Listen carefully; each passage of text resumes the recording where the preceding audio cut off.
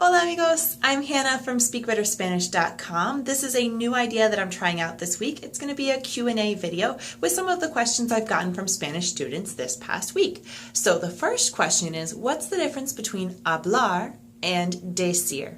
So hablar means to talk or to speak, and decir means to tell. So you can hablar with someone, you can hablar about something, but you can't hablar someone to do something.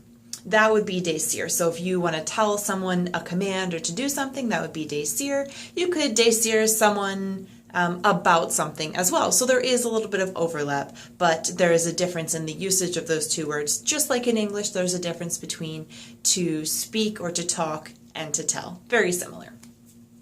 Second question, this is a big one that comes up all the time.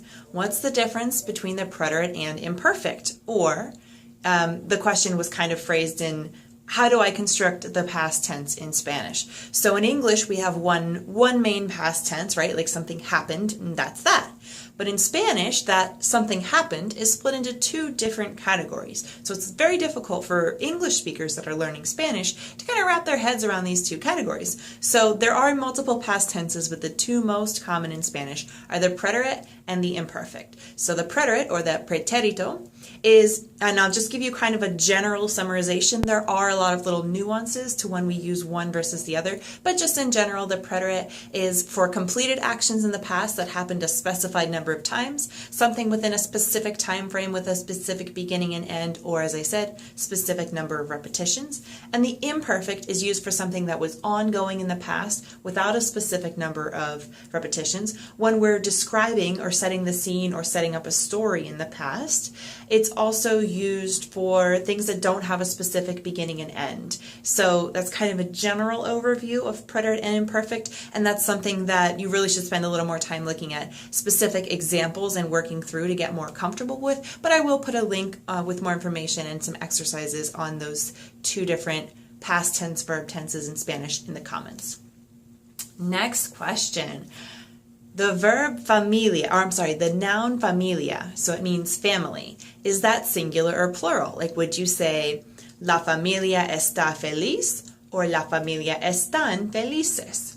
So the answer to that is, even though the meaning of the word is a plural meaning, so it's talking about multiple people when we say family, the actual word itself in Spanish is a singular word. And what'll clue you into this is that it does not have an S at the end of it. So because the actual word itself, disregarding the meaning, is a singular word, we're going to conjugate verbs and use adjectives and such that match up with that singular word. So la familia está feliz. And so you kind of have to not think too hard about the meaning of the word, and as I said, just focus on the actual word itself. The fact that it doesn't end in an S clues us in that it is a singular word. And another one that comes up a lot is gente, so la gente. And gente means people, but again, it's a singular word. It does not end with an S, so we need to conjugate and match up the rest of our sentence accordingly. Next question. So the present progressive, which is like estar and then comiendo, or estar and then hablando. So it's always going to be some form of estar in the present tense, and then an ando or an iendo, and this means to be doing something. For example, if I say estoy comiendo, I am eating. Now, the question I got about this is, if it's a woman that is doing the action, does the O and the end of comiendo, hablando change to an A? So it's a great question because, as you have noticed with Spanish, most likely, there are a lot of times that those things do change to match up. So it's something we need to be looking for. In this case, the verb, it's called the participle, the comiendo, that does not change to match up with the subject. So it's always going to be comiendo. It's estar that gets conjugated in a different form to match up with the subject. So yo estoy comiendo. I'm a woman, estoy comiendo. Él está comiendo. He is eating. So there, comiendo stays the same, and whether that's plural, singular, doesn't matter, stays the same, but the form of estar changes to match up with that.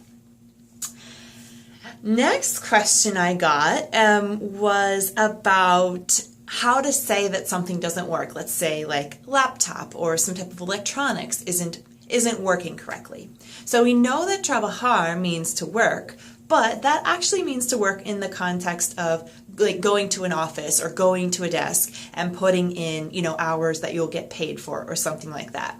Or to put in, physical labor around the house or something like that. Funcionar, which funcionar is another verb that means to work, but it means to work in the context of like to function. So let's say if the lamp doesn't work, la lámpara no funciona. So we don't say la lámpara no trabaja because la lámpara normally does not trabaja.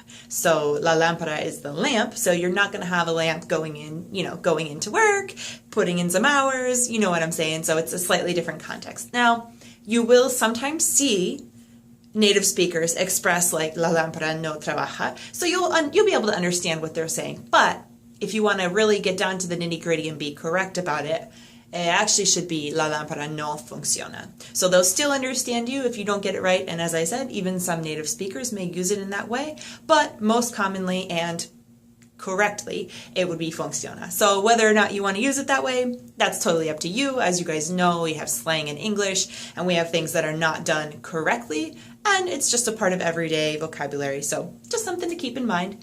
And finally, this isn't so much a question as it is an observation.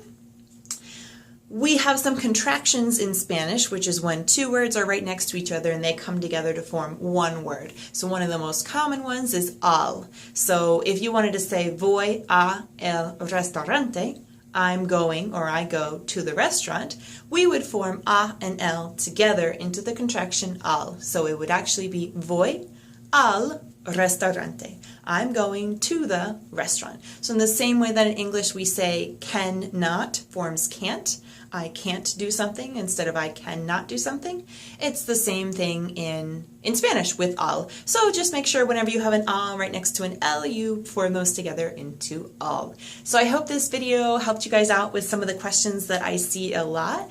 And yeah, if you have any other questions or if you didn't fully understand something that I talked about, just let me know in the comments. So I know I went through everything really quickly, but I hope it at least gives you an idea of where to start thinking about these things. And I really appreciate you guys for tuning in. Let me know what other questions you have in the comments, and I'll answer those in the next video. If this is something that a lot of people are interested in, it may become something that I do on a weekly basis. So just let me know what you thought about that. Again, leave it in the comments. If you liked this video, give it a thumbs up, and be sure to subscribe to my channel and turn on notifications so you can stay in the loop with all kinds of new free Spanish learning content. Thanks again for watching, guys, and I'm Hannah from SpeakBetterSpanish.com. Have a great day!